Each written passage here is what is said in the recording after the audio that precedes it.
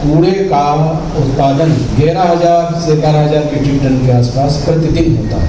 उसमें करीब 10% प्लास्टिक है। अब ये डंप कोई आज के नहीं हैं, ये करीब 30 साल 35 साल जो हमने नौकरी ज्वाइन नहीं की थी, कुछ तो डंप तब के हैं। डंप में जब नीचे खोदते हैं तो आज भी प्लास्टिक निकलती है। 30-35 सालों में भी प्लास्टिक बरकरार है, डिग्रेड नहीं होती। स्ट्रे कैटल खा लेती हैं, उनकी ज़िंदगी तबाह हो जाती है, कम समय में उनका जीवन दुर्भर हो जाता है जीना।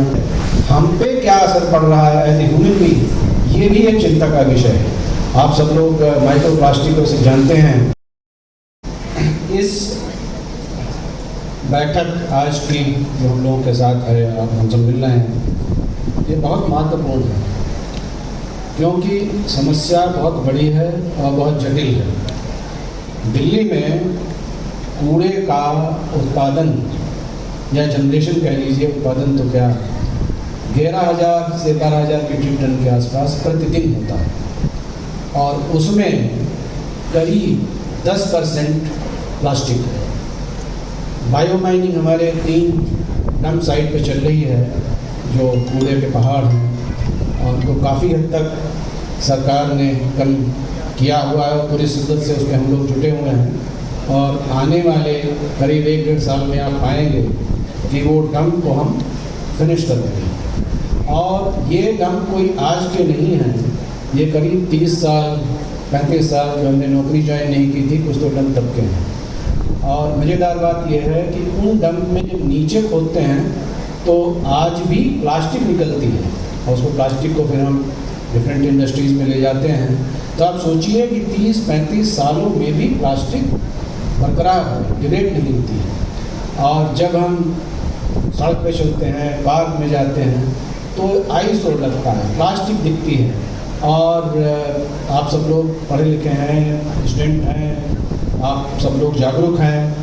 आपके जुड़ने से इस समस्या पे काबू पाया जा सकता है, ये मेरा विश्वास है, ये सरकार का विश्वास है।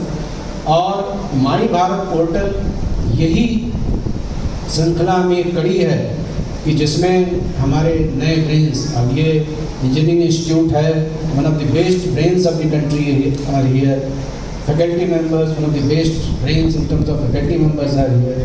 यदि वो इस समस्या पे निगाह डालें, इसका सलूशन निकालें और अपने घरों में, समाज में सब मिलके इस पे करें कार्य, तो ये इसमें सफलता अवश्य मिलेगी।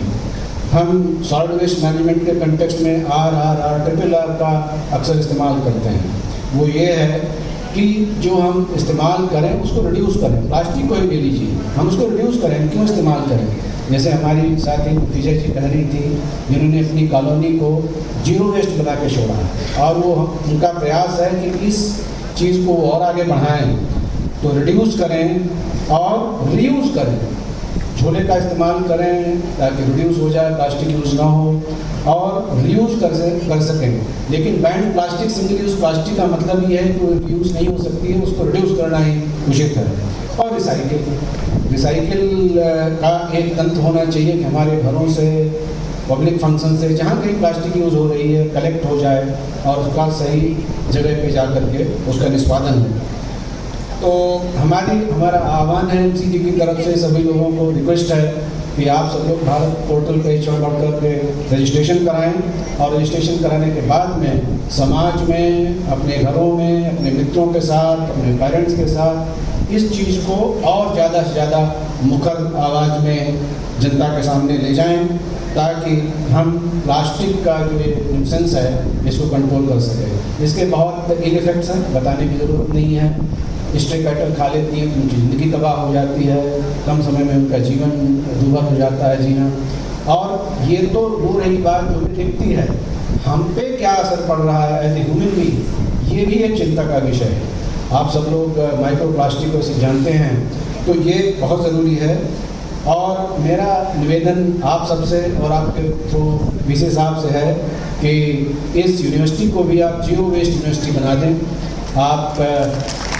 आपके साथ हम खड़े हैं आपका वेट वेस्ट, ड्राई वेस्ट, हमारे चीफ्स यहाँ पे हैं, आपके संपर्क में रहेंगे, हमारे डिप्टी कमिश्नर यहाँ पे संपर्क में रहेंगे और हम शुरुआत करें। आपका इंस्टीट्यूट, मुझे पूरा विश्वास है कि इसको करने में सक्षम होगा। इसी के साथ मैं आप सबको बहुत बहुत धन्यवाद देता हूँ और पुनः आह्वान करता हूँ भारत पोर्टल से जुड़ें और सब मिलकर अच्छा काम करें। Thank you.